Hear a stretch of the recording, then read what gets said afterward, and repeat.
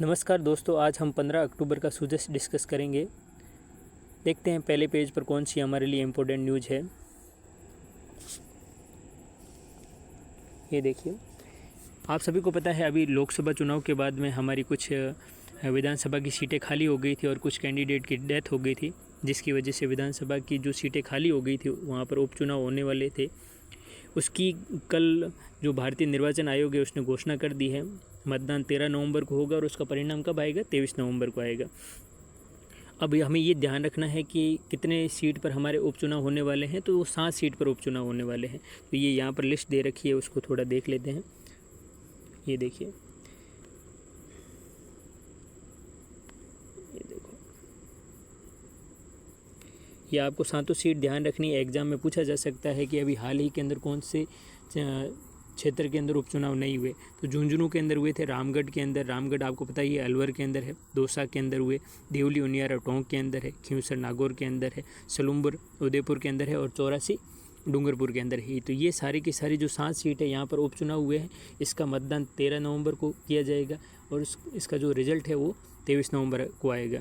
आपको ये बात भी ध्यान रखना है कि हमारे जो ये उपचुनाव हो रहे हैं इसके साथ साथ में 2 राज्यों के चुनाव भी है। ये देखो यहाँ,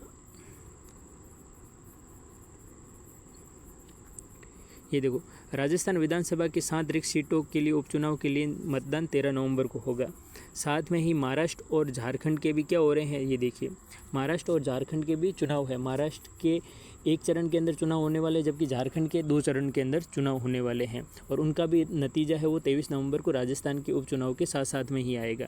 और इससे पहले भी आपको ये भी पता है कि अभी हरियाणा के अंदर भी चुनाव हुए थे और जम्मू कश्मीर के अंदर भी चुनाव हुए थे। दोनों के अंदर 90 विधानसभा सीट थी। तो आपको ये भी ध्यान रखना है, हरियाणा में कितनी 90 विधानसभा सीट थी, जबकि जम्मू कश्मीर में भी कितनी विधानसभा सीट थी?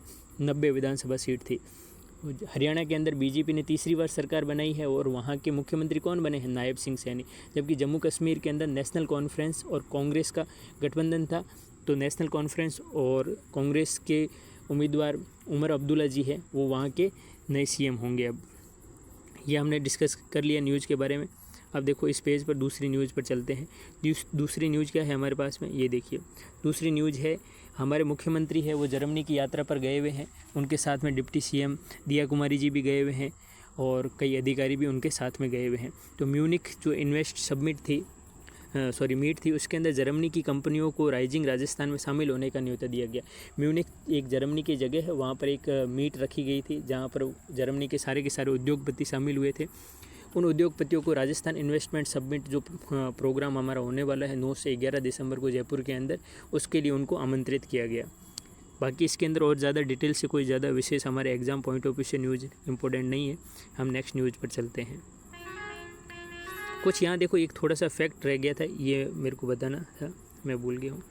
देखो ये वाला, ये जो चुनाव है इसके अंदर निर्वाचन आयोग ने के नियमानुसार भाग लेने वाले सभी प्रत्याशी और राजनीतिक दलों को आपराधिक पृष्ठभूमि के बारे में कम से कम 3 बार प्रकाशित करवाना होगा। आपको एक बात ध्यान रखनी, कभी कभार ये स्टेटमेंट में ऐसे क्वेश्चन पूछा जा सकता है कि जो आपराधिक पृष्ठभूमि के उम्मीदवार हैं वो बीजेपी की हो, कांग्रेस को हो या कोई भी राजनीतिक दल के हो, तो उसको 3 बार चुनाव से पहले 3 बार किसी न्यूज़पेपर के अंदर निकलवाना ज़रूरी है। ये इलेक्शन कमीशन की अनिवार्यता कर दी गई है।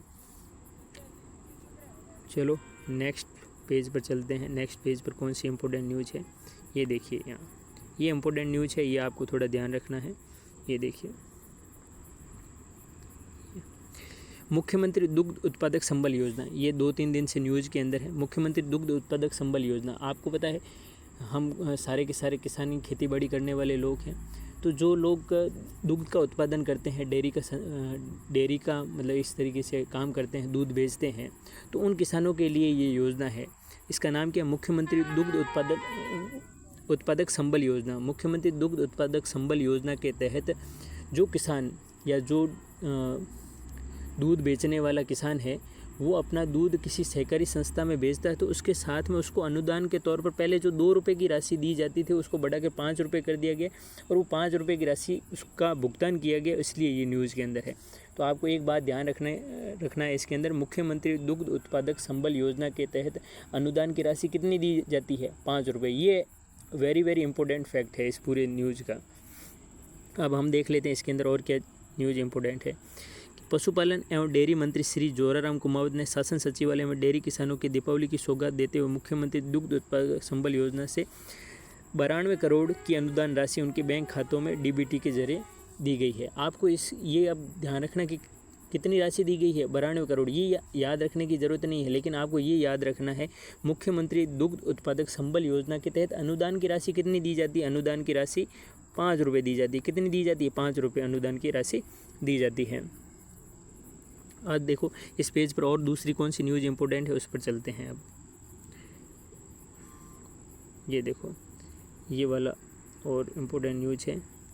यहाँ पर क्या है, राइजिंग राजस्थान जर्मनी को पार्टनर कंट्री बनाने का दिया आमंत्रण। राजस्थान में विशेष जर्मनी निवेश क्षेत्र स्थापित करने के लिए तैयार मुख्यमंत्री ने क्या बोला है कि जैसे जापान के लिए निमराना अलवर के अंदर जापान निवेश क्षेत्र है ना, जापानी निवेश क्षेत्र, वैसे ही जर्मनी के लिए भी हम एक अलग से निवेश क्षेत्र बनाने के लिए तैयार है। ये मुख्यमंत्री ने जर्मनी के वहाँ उद्योगपतियों को और वहाँ के राजनीतिक नेताओं को इस तरीके का आमंत्रण दिया है कि हम राजस्थान के अंदर जो भी उद्योगपति आएंगे उनके लिए एक विशेष निवेश क्षेत्र बनाने की भी पूरी कोशिश करेंगे। जैसे जापान के लिए हमने निमराना अलवर के अंदर एक जगह है, वहाँ पर हमने जापानी निवेश क्षेत्र बना रखा है। बाकी इसमें और ज़्यादा इम्पोर्टेंट न्यूज़ नहीं है। नीचे जो मैंने हाईलाइट्स कर रखा है उसको थोड़ा सा देख लेते हैं। जैसे ये तो मैंने बता ही दिया, निमराना जापानी निवेश क्षेत्र की तर्ज पर राजस्थान में जर्मन निवेशकों के लिए विशेष निवेश क्षेत्र स्थापित करने की पेशकश की है उन्होंने। ये बात अभी मैंने ऊपर आपको बताया ही है कि जो जैसे जापान का है वैसे हम जर्मनी के लिए भी विशेष निवेश क्षेत्र स्थापित करेंगे। अब देखो यहाँ मैंने एक और चीज़ हाईलाइट कर रखी है, उसको देख लेते हैं। जर्मनी के बवेरिया राज्य और राजस्थान के बीच में एक सिस्टर पार्टनरशिप स्थापित करने का भी प्रस्ताव रखा गया है। आपको ये बात ध्यान रखनी है कि जापान के कौन से राज्य के साथ में सिस्टर पार्टनरशिप का प्रोग्राम चलाया जा रहा है। तो जो जर्मनी का बवेरिया राज्य है उसके साथ में हम ये सिस्टर पार्टनरशिप का प्रोग्राम चला रहे हैं। देखो ये वाली न्यूज़, ठीक है ना। अब इसके बाद में देखते हैं नीचे और देखते हैं। अब नीचे वाली न्यूज़ के अंदर क्या है, सिंगापुर इन्वेस्टर रोड शो से निवेश का माहौल बना। आपको पता है पिछले दिनों के अंदर जो राजस्थान राज्य के जो उद्योग मंत्री है राज्यवर्धन सिंह राठौड़ और उनके साथ में हमारे जो मुख्य सचिव सुधांशु पंत, ये दोनों के दोनों सिंगापुर गए थे और सिंगापुर में जाके उन्होंने इन्वेस्टमेंट को आकर्षित करने के लिए अलग अलग तरीके के प्रोग्राम किए थे। जैसे अभी जापान के अंदर सीएम गए, जर्मनी के अंदर भी सीएम गए, उसी प्रकार से जो उद्योग मंत्री है और मुख्य सचिव है ये दोनों के दोनों कहाँ पर गए थे, सिंगापुर में गए थे, जिससे वहाँ के उद्योगपतियों को राजस्थान में निवेश करने के लिए आकर्षित किया जा सके। उसके बारे में ये न्यूज़ है, तो थोड़ा सा देख लेते हैं इसके बारे में। उद्योग मंत्री श्री कर्नल राज्यवर्धन सिंह राठौड़ के नेतृत्व में राजस्थान सरकार के प्रतिनिधिमंडल ने सिंगापुर दौरे से राइजिंग राजस्थान के लिए उचित माहौल बनाने में काफ़ी मदद की। ये मतलब बोल रहे हैं कि जैसे सिंगापुर गए थे और वहाँ पर उन्होंने एक रोड शो किया था, तो उससे एक माहौल बना था राजस्थान में निवेश करने के लिए और वहाँ के उद्योगपतियों को वो आकर्षित करने में क्या हुए थे, सक्सेसफुल रहे थे। वहाँ पर भी उन्होंने यही बात बोली कि निमराना जापानी निवेश क्षेत्र की तर्ज पर सिंगापुर की कंपनियों के लिए भी हम एक विशेष निवेश क्षेत्र स्थापित करेंगे। अब राजस्थान आकर्षित करने के लिए बार बार क्या कर रहा है, इस तरीके की टर्मिनोलॉजी यूज कर रहा है कि जैसे हमने जापान वालों के लिए या जापानी कंपनियों के लिए जापानी निवेश क्षेत्र अलग से ही एक निवेश क्षेत्र बना दिया है, उसी तरीके से हम जापान के लिए, जर्मनी के लिए और सिंगापुर के लिए भी हम क्या करेंगे, अलग से एक निवेश क्षेत्र बनाने की कोशिश करेंगे।